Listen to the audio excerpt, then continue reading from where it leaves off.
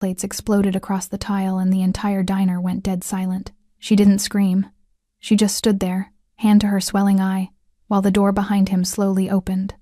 And when Franco Davila stepped inside and saw the blood, Ethan Henry had exactly 60 seconds left as the owner of that restaurant. If this story pulled you in, go ahead and subscribe so you never miss what's ahead. I've got another unforgettable story coming tomorrow. And while you're here, drop a comment and tell me where you're watching from. I love seeing people tuned in from all over the world. Okay, let's get back into it. Riley's Diner had never been the kind of place that asked anything of you. It sat on the corner of Aldwych and Fifth, like it had always been there, and always intended to stay a low, rectangular building with smudged plate glass windows, wood-paneled walls, the color of old caramel, and round pendant lights that cast everything in a warm amber glow that made tired people feel slightly less tired. The laminate tabletops were scuffed at the edges. The chrome chair legs wobbled if you leaned wrong. The coffee had usually been sitting too long, but nobody who came to Riley's came for the coffee. They came because it was the kind of place where a working person could breathe for 45 minutes without the world demanding something in return. Aubrey Hilda moved through the dinner rush the way she always did, quietly, efficiently, without wasted motion. She was a young woman with dark hair pulled back from her face, and the particular kind of stillness that comes not from peace, but from practice. Her black uniform shirt and gray apron were clean despite the hour. Her eyes moved ahead of her hands, always tracking the next table, the next tray, the next thing that needed doing. There was a thin, faded mark near her left eyebrow barely visible under the diner light that most customers never noticed, and none ever asked about. She did not invite questions. That had always suited her fine. The room was full tonight. Every booth along the wood-paneled wall held at least 2 people. A man in a dark jacket sat alone at a corner table near the window, nursing a coffee he'd barely touched, his eyes drifting between his phone and the street outside. A woman near the back had her hand pressed to her mouth, already watching something across the room with an expression that hadn't quite decided between discomfort and dread. The hum of conversation filling the space was the ordinary, unpretentious sound of a neighborhood eating dinner. Then Ethan Henry came across the floor, and the hum began to die. He was a broad man in his 50s, gray-haired and heavy through the shoulders, with the permanently flushed complexion of someone who treated every small frustration as a personal attack. His shirt was open at the collar. His jaw was already set.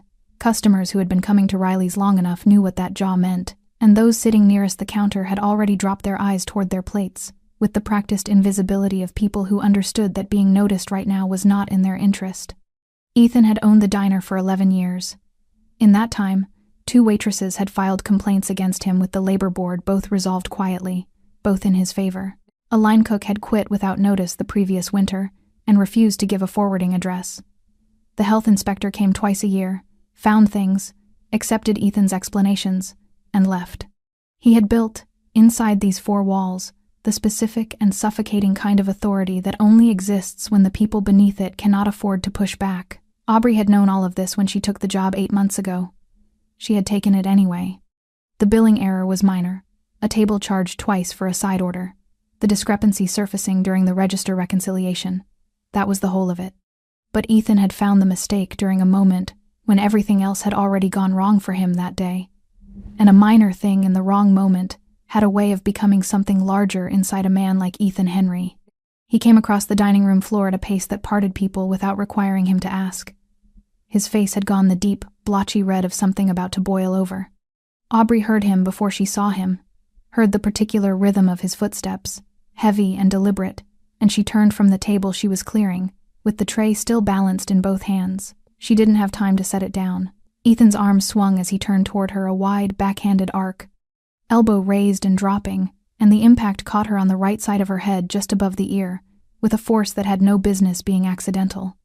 The sound it made was a dense, flat crack that cut through every conversation in the room simultaneously, the way a single sharp noise in a quiet space always does, arriving before the mind has time to understand it. The tray left Aubrey's hands. Plates struck the tile floor and shattered. A fork bounced off the side of a table and spun under a booth. The clatter rolled through the room and then stopped, and the silence that replaced it was total, the kind of silence that has weight to it, that presses down on the people inside it and holds them very still. Aubrey had stumbled into the edge of the counter. Her right hand found it and gripped. Her left came up to cover the side of her head, instinctive, automatic, and she stood there with her eyes squeezed shut and her teeth pressed together, and her breath coming through her nose in a careful, controlled rhythm. The skin above her ear was already beginning to swell, an angry heat blooming outward from the point of impact. She did not cry out. She did not collapse. She just stood there, jaw set, hand pressed to her head in the particular way of someone who has learned through long, hard experience that showing pain in front of the wrong person only tells them they've found something that works. The woman near the back had both hands over her mouth now. The man in the dark jacket at the corner table had risen halfway from his seat. Ethan stood in the center of the floor, chest heaving, not yet understanding what his anger had just cost him. The whole room held its breath. The front door opened. No announcement, no entourage. Just the door swinging inward on the quiet evening air, and a man stepping through it into the amber light, lean and dark-haired, in a well-cut black suit with no tie, tattoos climbing the side of his neck and disappearing beneath his collar. He was not large the way Ethan was large. He was large in a different way entirely, the kind that has nothing to do with weight and everything to do with the stillness a person carries when they have spent a long time being the most dangerous thing in whatever room they enter. Franco Davila's eyes swept the room once unhurried, complete. They found the shattered plates. They found Ethan, still flushed and breathing in the center of the floor. And then they found Aubrey, hand pressed to the side of her face, jaw locked tight, the swelling already rising above her eye. Franco went very still. He had not planned to come here tonight.